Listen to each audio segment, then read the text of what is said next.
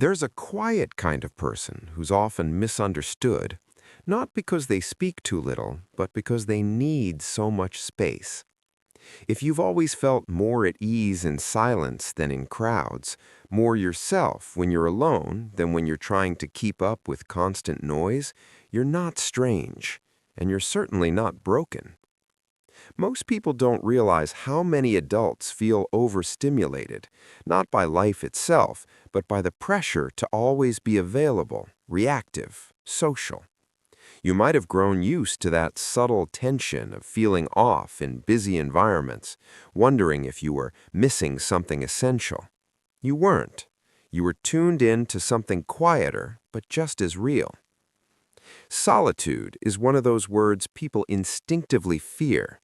It's often confused with isolation, loneliness, or withdrawal, as if being alone only ever happens when something is wrong. But that's not always the case.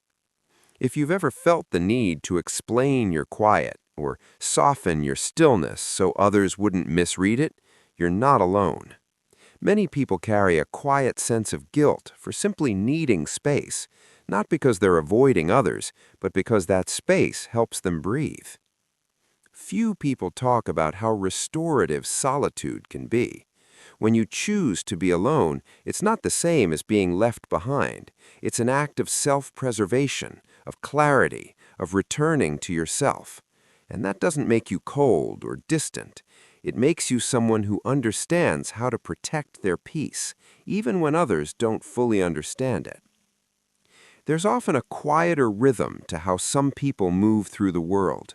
It's not about disliking others, it's about how your body and mind process experience. For many who crave solitude, the nervous system is more finely tuned than most.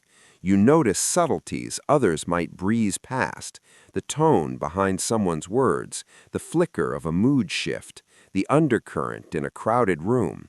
It's not that you're overreacting, it's that you're deeply attuned. This kind of perception takes energy. That energy needs space to replenish.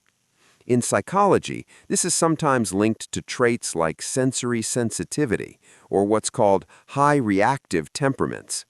These are just simple ways of describing a nervous system that absorbs more, which also means it needs more quiet to regulate. Solitude isn't about avoidance, it's a natural reset. When your emotional or cognitive filters take in more information, you're not less capable, you simply process life more thoroughly, and that processing needs time. Most people don't realize just how much solitude is a biological rhythm, not just a personality quirk. It's your system doing what it's designed to do, protect your balance in a world that often moves too fast, too loud, too much. There's a quiet misconception in the world that if you're alone, you must be missing something. But what if the opposite is true? What if aloneness isn't a lack, but a form of fullness most people overlook?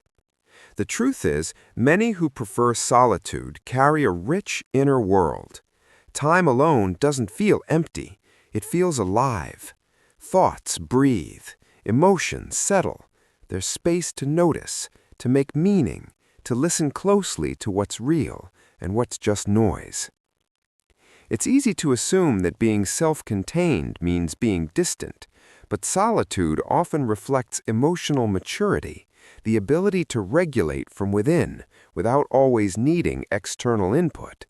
It's not that you don't value connection, you do, deeply. You just don't need to be constantly surrounded in order to feel real or whole. Few people talk about this, fewer still recognize it as a strength, but the ability to sit with yourself, without distraction, without panic, is not a void, it's a form of quiet wholeness. Not everyone thrives there, but if you do, it's not because you're missing something, it's because you found something rare. Solitude can be a sanctuary, but even sanctuaries need windows.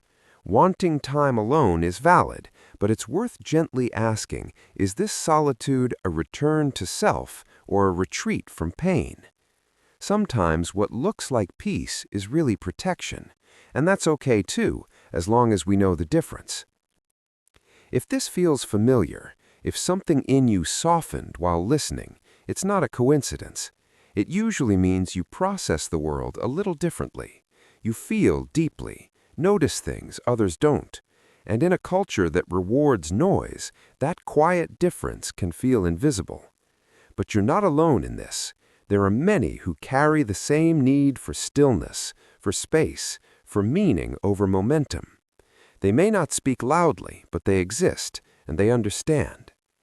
This channel is a place for that kind of mind, the kind that doesn't want fixing, just recognition. So if this gave you a moment of peace, you're always welcome here. Come back when the world feels too loud, or when you just need to remember needing time alone isn't the absence of something. Sometimes it's the presence of who you really are. People who value solitude are often deeply connected to others, just differently. You might crave quieter forms of closeness, fewer people, deeper bonds, longer silences. That's not disconnection, that's discernment. The goal isn't to replace solitude with socializing, but to remain honest with yourself. Aloneness works best when it's chosen, not when it becomes a shield too heavy to put down. You can need space and still belong.